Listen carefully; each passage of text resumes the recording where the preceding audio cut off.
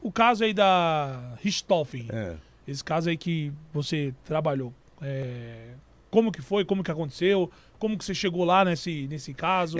Então, aí aquelas situações que eu havia comentado Sim, das mensagens serem sucintas. sim. Então, na época ainda, o telefone servia para falar. Sim, Não mandava mensagem, vídeo, nada, né? Hoje em dia a ligação é prova de amor, né?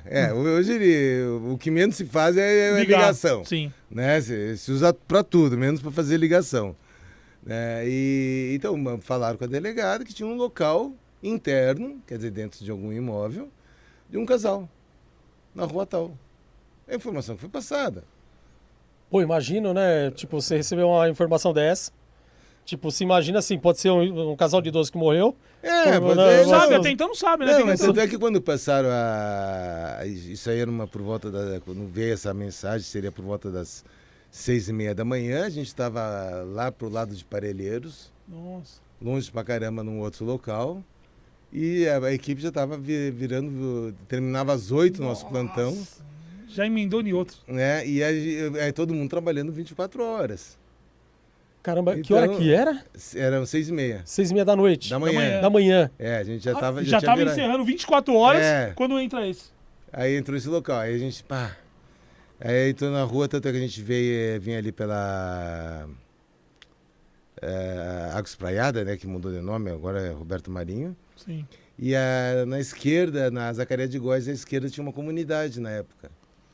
Então a gente, vamos ver se é na comunidade, se for um local interno, dentro de um barraco, que não vai atrapalhar, vamos dizer assim, não tá a vítima exposta. A equipe estava cansada, a gente vai para a base e passa esse local para a equipe que vai entrar. Sim, para a próxima. Descansado, porque quando a gente chegou lá já eram 7h30 da manhã. 6 horas vocês estavam em Parelheiros ainda. Em Parelheiros, 6h30. Aí a gente pega, numeração não deu. Nossa. Aí vamos para outro lado, que era só de casão. Aí quando a gente chega, já tá imprensa na porta. Vixe, já chega. Não tem já nem chega como entregar jeito. o caso. Tem, né? não, aí ferrou. A perícia chegou. Abraçou. E a gente andava sempre com pelo menos 3 viaturas. Nossa. Então chega um comboio de viatura. Você não pode dizer, pera que eu vou embora, daqui a pouco... Já não tem como. Não tem como, não tem. Não a PM segurando o local até você chegar.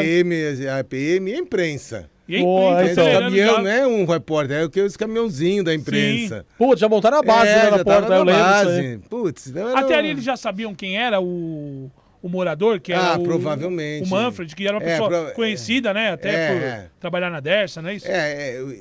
Ele já era uma pessoa conhecida. Já veio informação que só pelo próprio... Pelo nível social, né? Pelo nível social de uma casa boa naquela região, um duplo homicídio... Já levantou a imprensa. Já levantou a imprensa. Foi um prato cheio para a imprensa. Né? E nós chegamos e já começamos. Acho que a gente não sai daqui antes do meio-dia. Né? Eu saí, era 5 horas da tarde. Nossa! E ainda continuou. E continuou, pessoal. Né? Mas então, e aí, chegou a cena assim que... É que assim, cada perito tem sua forma de trabalho, né? Sim. Então...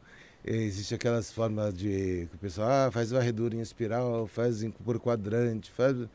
Eu costumo, dependendo da situação, quando eu sinto que o volume de trabalho é um pouco maior, eu pego e dou uma inspecionada em tudo. Faz um geralzão. Um geralzão só caminhando e olhando. Sim. Entende? Para ver o tamanho do abacaxi que eu vou ter que descascar. Nossa, que abacaxi. E o que acontece? Na época, que muita gente nunca viu, talvez nunca vá ver, a não ser que vá para o museu, é máquina fotográfica analógica com filme. Putz. Né? Tive bastante dessa. Mas tem muita gente que nunca viu nem vai ver. Nem vai ver. Né? E era esse tipo de máquina. Então o que acontece com essas máquinas? Você tirava foto, aí depois você mandava lá para o IC para revelar, ampliar, não sei o que, demorava um mês e meio para voltar as fotos. Nossa, demorava muito então, hein? Então você não sabe o que saiu de foto, na foto. Não é que nem uma máquina digital. Muito mais Imagina se difícil do que queima é hoje. tudo. É. E hoje você pega, tira ali, olha, não ficou legal essa, eu vou tirar outra. Não, tira 10, pra 20. nós você vai tirando. Ah, vai tirando, e Vai depois tirando, seleciona. depois você vê o que Aquela vai fazer. maquininha que você aperta, ela tira tipo É. umas 15 É. numa Não, mas pancada só. você vai tirando. O negócio é registrar. Sim. Então, nós utilizamos na época, acho que 150, 160 fotos, que era muito. Muito, pra Na ser, pra pra época, ser revelado, né? Na Cada época, filme 24, acho que né? a gente usava normalmente 24 ou 36. Mas para a época era uma quantidade razoável de fotos. Hoje, com certeza, se fosse fazer um local desses hoje, pelo menos 1000 por baixo. Por baixo, Digital, né? Tudo maravilhoso. Pelo menos umas 1000, 1200. Eu fiz uma vez um local, o fotógrafo tirou 500, Caramba. um cara morando dentro do carro. Imagina Então, numa tipo, um casa caso daquela, sossegadinho uma mansão, ali. Uma mansão daquela, você registrar tudo, o cara tirou 500 fotos. Né? Caramba, hein? Então, quer dizer, a fotografação, a documentação hoje é muito mais Facilitou bastante. facilitada, né? Então eu anotava muito, entende? Porque como eu podia dar pau na máquina, no filme, Pô, e eu ia fazendo e anotando. Então eu falava pro fotógrafo, ó, você vai meio papagaio de pirata.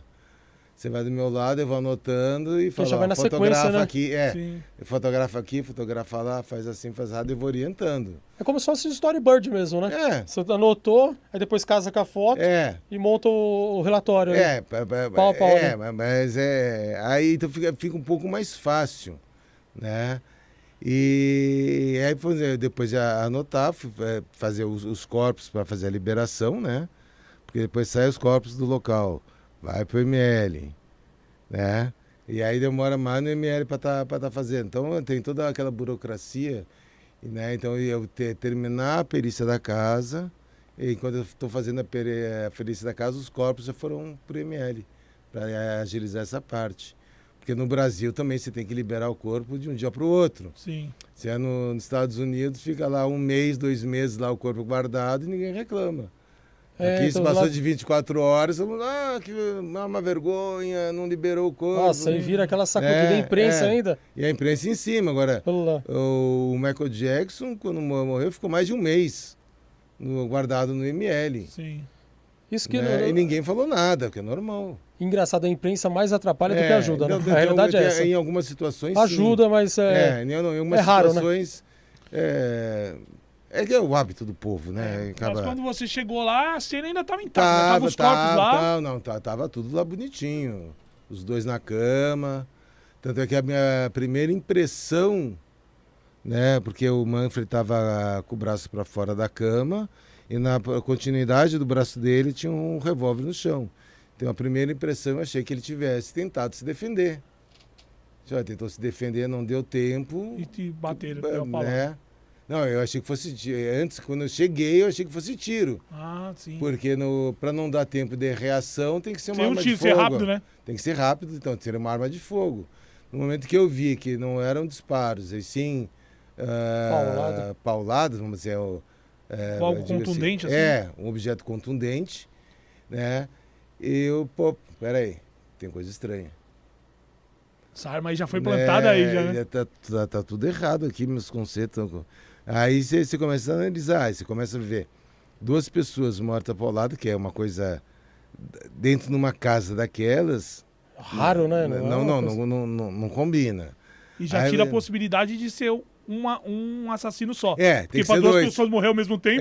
Tem que ser pelo menos duas pessoas. Um de cada canto. Um de cada lado para fazer a agressão de forma simultânea.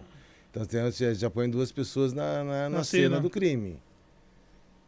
Cara, eu imagino que você tem que construir toda uma novela na cabeça. Você tem que construir na sua cabeça. É um storyboard mesmo, né? Então, o que eu com a experiência, quando eu estou fazendo as anotações, que eu ainda faço, anoto muito mais que muita gente, sim. Então eu estou examinando. Eu não estou só anotando. Sim. Eu vou pegando, vou anotando, já vou botando alguns detalhes que eu acho interessante, já vou analisando a situação, já vou vendo os vestígios, já vou vendo, aí eu já vou tirando algumas conclusões, né? Antes mesmo de começar a trabalhar, da conclusão, vamos botar assim, ó. Uma pré-conclusão. uma pré-conclusão, tá? Já vou encaminhando para entender a cena, né? Então depois que você faz a análise total, você tem mais informações. Mas enquanto eu estou anotando, eu já estou observando. Então para mim já é automático. Eu não preciso ficar pensando, olha, agora eu vou ver isso. Olha, agora eu vou ver aquilo. Eu já vou anotando e flui isso aí na minha cabeça. Então, vamos dizer, eu digo que para mim hoje é uma situação, vamos botar, ou mais fácil, ou menos cansativa, porque eu não preciso esforçar minha mente para pegar essas observações. Tipo um tirocídio, né? É, entende? Então, do que eu tenho que observar, 70%, enquanto eu estou fazendo a anotação, eu já observei. Sim. Depois eu vou, esses outros 30%, na hora que você vai desenvolvendo, vai mexendo nas vítimas, vai vendo, e aí você vai complementando aquilo que eu estava já, aquela ideia que eu estava concebendo. Né? Então, claro, você não vai só olhar e pá, dar o estalo, saber tudo, né? Mas aí você tendo já começa uma construção ali, né? Você constrói uma parte e conforme você vai mexendo, você vai construindo outras. Então, aí vê a posição que o Manfred estava quando ele foi agredido, a posição que a Marisa estava quando ela foi agredida, o tipo de fratura que o Manfred teve, né?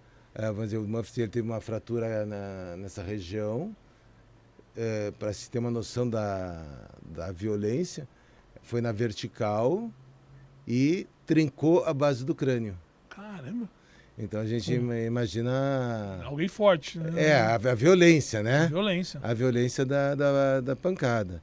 E a Marisa tinha os dedos, agora não me recordo qual das mãos, que estavam esmagados. Tentou se proteger com a mão, eu acho. Não foi. Porque o que acontece? Se você vai se proteger, você não esmaga.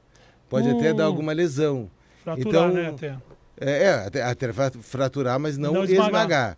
Então, para você esmagar, você tem que estar... com a mão com alguma suporte, né? Qual que seria o suporte? Provavelmente o crânio, a cabeça, protegendo a cabeça. A pessoa dorme com a mão, com a mão na cabeça. E foi onde o Christian não ia tirar a mão, né? Não ia tirar a mão, bateu. E aí eu acredito, né? Vamos dizer, como a cabeça dela foi amortizada, a primeira pancada pelos dedos, sim, ela deve ter gemido, gritado, alguma coisa nesse sentido. Então ele começou sessão de pancadaria. Sessão de pancada sem parar. Tanto é que você pega a cabeceira ou a guarda da cama, todo marcado, tá cheia de marcas. Do que ele errava ali. Do que ele errava e batia na guarda da cama. Ela tomou mais que o... Vários, sim, teve múltiplas fraturas na cabeça. Então ele foi mais ou menos que uma certeira e ele teve outras mais leves, para garantir, né? Na região da têmpora. Sim. Tá? Mas, vamos dizer, ele teve uma pancada grande aqui, depois no IML, que na necropsia foi visto, ele tomou uma pancada nessa lateral do tronco, que chegou também a quebrar a costela. Caramba. Né? Então, quer dizer, aí você vai vendo menos impactos e precisos. Né? Na cabeça ele tinha impactos leves que não chegaram a romper o crânio, mas a superficial. E a Marisa não, a Marisa foi na fúria. Foi na fúria ou no desespero. Desespero com medo de dar errado, né? Acordar de não... De repente, imagina, você bate numa pessoa, a pessoa, né? Você tá viva, né? E aí, então o cabelo dela cheio de massa cefálica, com sangue. Nossa, que dó, hein? E aí ele batendo, espirrando aquilo na parede, não sei. Nossa, virou um pampeiro, hein? Ficou punk. E tanto é que depois quando eu cheguei, eles tinham posto um saco de lixo na cabeça dela. Justamente porque a imagem, assim, impressiona. Chocante, né? A situação. Mas eles mesmos, os irmãos lá, não. Antes do pessoal do IC, aliás, quem chegou primeiro no local, que colocou esse saco... Não, eles colocaram. Né? Eles colocaram. Eles mesmos Eles colocaram. Caramba, ainda tiveram a capacidade de colocar um saco aí, né? Sim, porque o que acontece? Você... Será que ela sufocar? Não. Mas acho que de impressão, né? Eu acho que é a impressão, a má impressão. Porque ela quando tem o trauma crânioencefálico, vem aquelas bolsas de sangue nos olhos. Aqui, imagina o cabelo dela todo empapado de massa cefálica com sangue. Né? Então fica um aspecto meio... Até para eles mesmos. É agressivo. Né?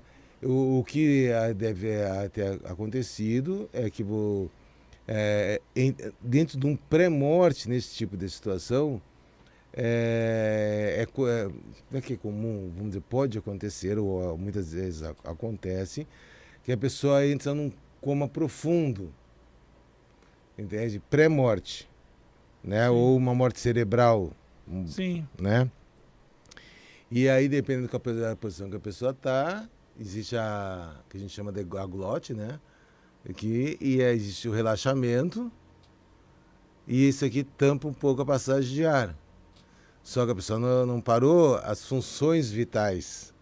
Então o diafragma está funcionando. E aí onde assusta o... Então entra e sai ar. Com a glote relaxada, fica tipo um ronco. Entende? Isso aí, para quem não tem conhecimento... Gera o desespero. Desespero. Aí eles socaram no nariz uma toalha dentro da boca dela. Por isso que ela estava com a toalha na boca. Para não emitir esse tipo de som. E o Manfred, eles tentaram provocar uma asfixia, que eles botaram uma toalha na cabeça dele e com a jarra de água, jogaram água na cara dele, tipo que se vê em filme, né? O cara vai torturar o outro, põe uma toalha e joga água para ele não conseguir respirar. Então, é até engraçado, né? Porque assim, eu acredito que eles acharam que fosse mais fácil. Fosse menos, tipo, não fosse aquela coisa toda, né? E chegou na hora da cena, acho que desesperou, né? Vamos botar assim, o marinheiro de primeira viagem, ele entra vou trabalhar no barco, legal, vou conhecer o mundo. Aí, de repente, ele pega uma tempestade no primeira... logo na primeira. Não tava prevendo. O cara vai afinar, né? Aquele passeio que seria maravilhoso virou sei lá... Um pesadelo. Um pesadelo. Então, acho que essa mesma situação. Acho que você agredir desta forma... onde você tem um contato físico praticamente com uma pessoa, com uma vítima, é cruel. Se for uma arma de fogo, você não tem isso aí.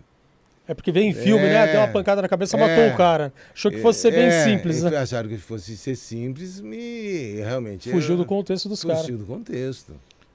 E quando você chegou lá, a Suzane estava lá? Não. Já não tinha nenhum... Não, é que foi assim, dentro do procedimento que deve ter ocorrido, né? Ficou a preservação, eles devem ter levado a Suzane primeiro para o distrito da área, porque isso foi na madrugada, né? Sim. E depois, posteriormente, levaram para o DHPP. Então, quando eu estava trabalhando na casa, ela com o Daniel... e o Andrés estavam no DHPP. Prestando esclarecimento. Prestando esclarecimento. Tanto é que o diretor, à época, ela falava uns negócios estranhos, ele me ligava, e aí, o que houve? Eles foram mortos como? Confronto, né? Pelo confronto. Já de início, já. Então, é que justamente ela já tinha ela como suspeita. Pô, eu não sabia isso não, logo de imediato Tá, já tinha ela. de imediato, porque não era um latrocínio normal. E como entendeu? você falou, negócio de evidência. Ela já sentiu pressão logo quando chegou no DHPP? É que acontece o seguinte, você não consegue botar uma pressão por uma situação. A priori, ela é uma vítima. Sim. Até aí é. É uma vítima. Estava sendo tratada como vítima. Como vítima. Mataram os pais dela, é vítima. É vítima, é. Tá? Só que, né? Tem aquela vírgula, né? A postura... A postura da situação não era uma vítima normal. Mataram os pais dela, vai ficar de beijinho com o namorado dentro da delegacia. Tava muito bem, né? Tava muito bem. Sai com E talvez o beijo ali naquele momento... Não até tem questão cabível. querendo mostrar... consolando o outro, tipo, dando força. Entende? Aí o PM que tá primeiro a chegar no local, chega assim, pô, mas como é que eu vou falar pra menina? Sabe, que acionou a PM. Pô, teus pais estão mortos lá em cima. e ficou naquela forma meio de falar, né? Ela falou, olha, nossa mulher, teus pés estão mortos. Ela, tá, e o que eu faço agora? Nossa. Sabe? Tipo... Pô, não é o procedimento surpreendeu até padrão. o policial. Né? Portanto, até que o policial veio comentar, né? Aí ela fala que tem uma pasta, eu brinco, né? Que o pai dela guardava umas reservas, uma emergência, né? Com, sei lá, 5 mil euros, 7 mil dólares, não sei quantos mil reais, que ela sabia a primeira quantidade precisa. Nossa. Tá? E que essa mala que se encontraram no escritório, ela estava cortada. Né? Aí o diretor me liga, olha, ela falou que tem uma pasta que está cortada no escritório, onde tinha alguma reserva financeira, né? De repente ele tem que comprar pão, consertar o pneu do carro, né? Tipo, todo mundo tem uns 5 mil euros aí. 5 mil euros em casa para comprar pão, né? Todo mundo tem. E aí eu fui examinar, a primeira a pasta estava deitada, eu levantei a pasta, não vi o corte. Aí eu tive que apertar as laterais da pasta para aí o couro abrir e eu vi que ela está cortada. E ela conseguiu ver tudo. Tá? E essa parte do corte estava para baixo. Ela falou que não entrou em nenhum lugar e nem mexeu em nada. Então, olho biônico. Como sabe ele que estava? Né? Então aí, retorno. Aí o Daniel, como ele é aquele experiente, que foi bem planejado, né? Conhece tudo, né? Conhece tudo da arte, das pancadarias. Aí ele precisa de um álibi. Então eles tinham falado que foram no motel. Sim. E ele comprovou, trouxe a nota fiscal. Todo normal, todo mundo pede, né? Nota fiscal. Opa! Né? Então, quer dizer, pô...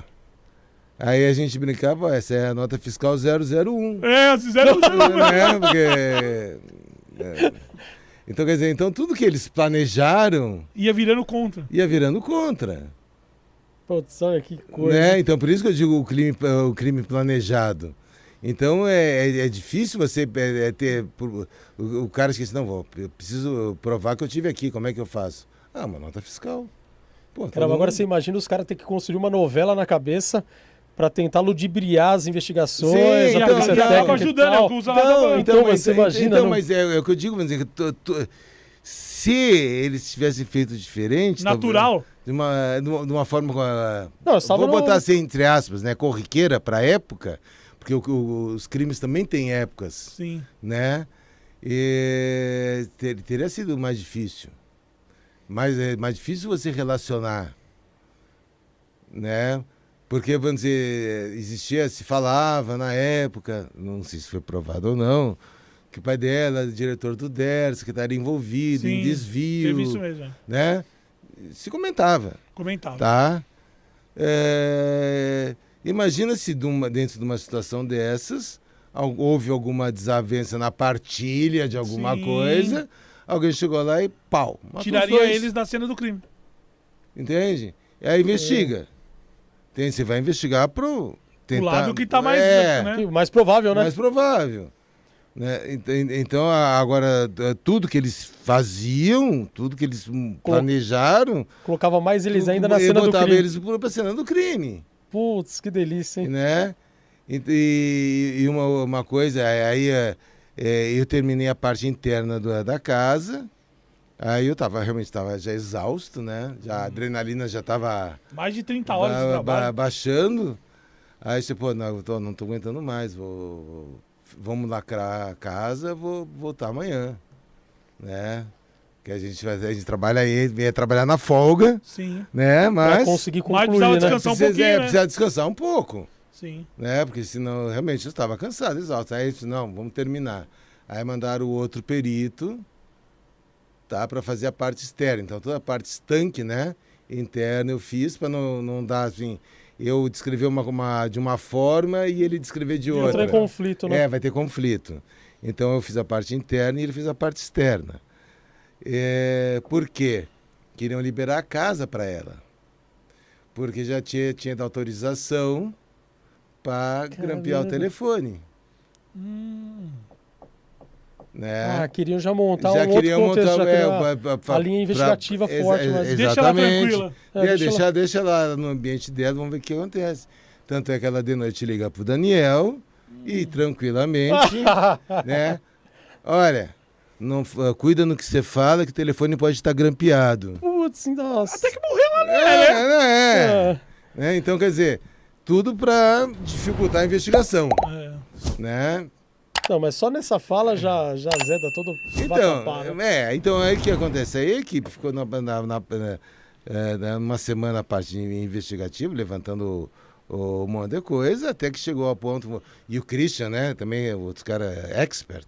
Esse conhecia tudo, né? Conhecia de tudo. Como gastar o dinheiro rápido. Como gastar o dinheiro rápido. No dia seguinte, ele foi comprar uma moto na mesma área onde aconteceu o crime. Esse é esperto. Né?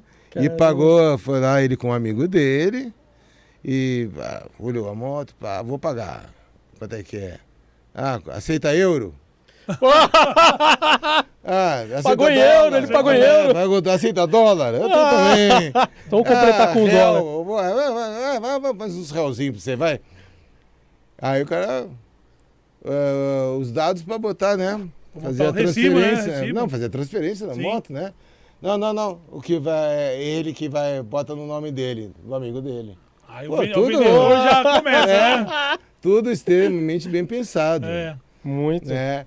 E aí o que acontece? O dono da loja já de imediato liga pro pessoal dos investigadores do 27DP, do Campo Belo, né?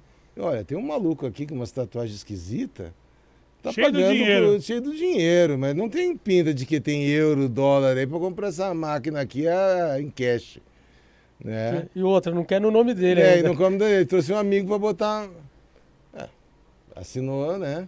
Opa, sumiu o dinheiro ali, né? Sumiu o dinheiro ali, tá gastando aqui no dia seguinte. Caraca, cara, é rápido. Então, quer dizer, foi muita coisa. Foi.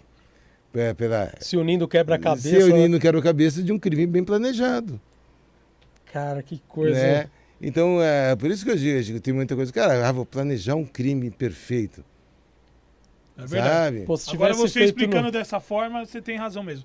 Ele vai se enrolando mais ainda. Quanto mais perfeito ele tenta fazer, mais ele se enrola. Porque se você tivesse ido no motel, como todo mundo vai embora, onde você tava? Tava no motel. A polícia ia lá no motel pra ver. Vai ver. Não vai fazer a nota fiscal. Agora eu tô com a nota aqui, ó. Entende? Pelo amor de Deus. Mas pra que você pegou a nota?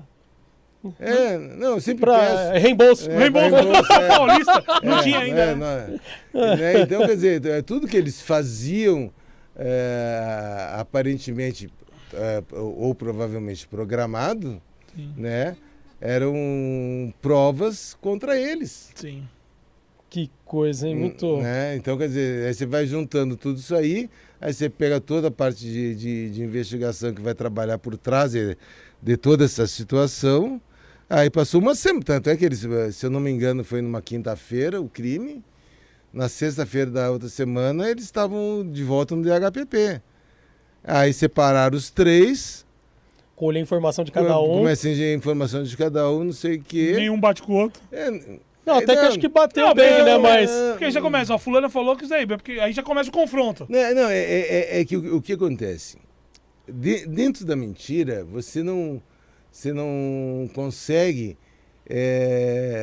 montar uma mentira com todas as detalhes, todas as possibilidades. Então, o que acontece? Quando você está contando se está a verdade, eu imagino assim como se fosse uma árvore, né? Então, aquela ali é a mentira principal. Aí, se eu te pergunto uma coisa que não está fechando, então ele vai emendar, dar uma mentira. Então, cresceu um galho pro lado. Só que o outro de lá já não sabe que nasceu o galho ali. Não, aí depois, os caras vão conversar de novo, contando a história que não tem o galho ali do outro. Então. Aí ele vai remendar para fechar a história com o outro. O outro galinho. Nossa. Não, fora outra, fui almoçar no restaurante e tal. Você foi legal, o que você comeu? Mas foi o que o outro comeu? Você foi no motel com a Suzane? E o que vocês fizeram lá? Qual suíte você tava? Tá. Porque no motel tem várias suítes.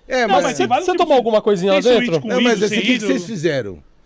Fomos tomar banho de hidromassagem. O outro não, fomos já dar uma bimbada. Mas ela falou que na suíte que você estava não tinha hidromassagem. Então aí você começa... Uns detalhezinhos assim então, não combinaram, né? Não combinaram. Aí você não começa... tem como combinar todos os detalhes. Exatamente. Aí você vai pegando essa árvore e vai contando mentira para acertar outra mentira. Só que essa mentira mentirosa que vai mentindo sempre para acertar, isso aí você não grava. Não grava mesmo. Você só grava aquela principal. Agora, aquelas outras que você vai ajeitando... Apagou já. Só que o polícia tá lá, ele lembra. Sim. Tanto é que ele vai te cutucar e o cara sempre vai tendo fazer uma nova mentira, que é mais um galho. Que já não bate com a outra. Pra tentar acertar. Você imagina, você perguntar... Vamos começar tudo desde o início agora. Então, mas... Tá. Pera aí, então vamos lá. Me conta pelo começo. Aí o cara passa 2 horas contando. Ah, legal. E como é que começou mesmo?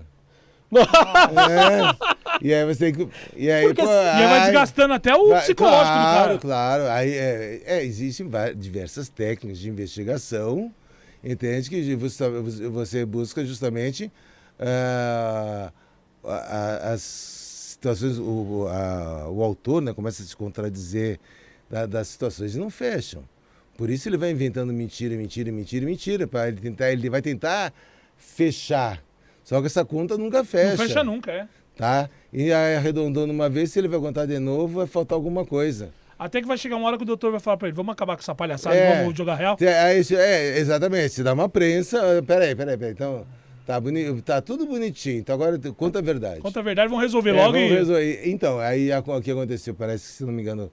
O primeiro, eu não sei se agora, não sei se foi o Christian ou o Daniel, né? Acho que foi o Christian primeiro, depois o Daniel e por último a Suzane, que ainda segurou aí na situação. Só que... Ô Salada, mas assim, não sei se ficou nítido isso, mas parece que é o que tudo indicava, assim, a mentora disso tudo foi ela, né? Assim, a ideia, o planejamento de tudo veio dela.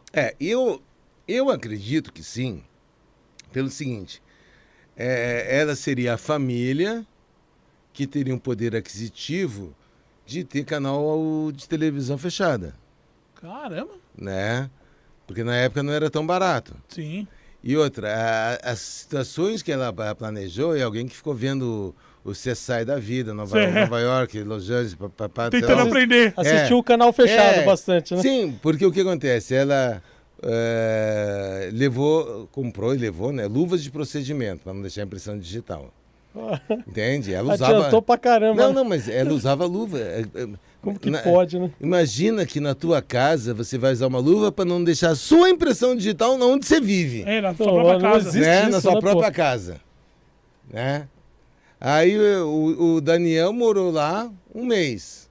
Com certeza o Christian, nesse mês, foi fazer pelo menos uma visita pro irmão. Automático teria impressões digitais. Teria impressão. Então eu estranharia se eu não tiver a impressão digital dela. Agora, eu achar uma impressão digital dela na casa que ela mora, normal. Automático, né? Mas ela fez... usou luva, todos usaram luvas. Como se ela estivesse num ambiente diferente do... Aí eles usaram meias de nylon, para não deixar pelos.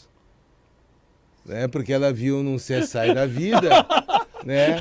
Que era uma técnica que se utilizava há 3.000 anos atrás. Tinha um aspirador de pó especial que separava os pelos de grão, não sei o quê, né?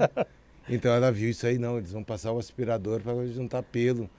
Também na casa dela, não pode deixar o pelo dela, não pode. Porque na casa dela, né? Aí, tanto é que depois que eles cometeram o crime, eles trocaram de roupa, né? Lavaram os bastões na piscina, botaram tudo em saco plástico e descartaram numa caçamba de lixo.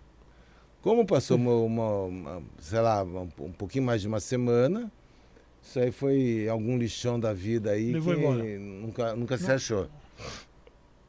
Caramba, Então, quer dizer, você vê que o negócio foi bem planejado, assim, pessoas extremamente capacitadas com alta expertise na área. Nossa, né?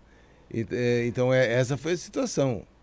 Mas quem teria, teoricamente, mais condições de ter acesso, isso aí seria ela. né? Pela época, que eu imagino que a TV a cabo, sei lá como é que seria na época, não sei se já tinha cabo ou não. Mas até questão sentimental, desse caso, quem teria que ter, os pais eram dela. Não, mas é que tá. É que o... Aí vamos botar o emocional. Ela não, pelo que eu acredito, ela não tinha uma relação emotiva com os pais. Assim como o Andrés. Então, quando o Andrés conheceu o Daniel era tudo que o pai dele não era.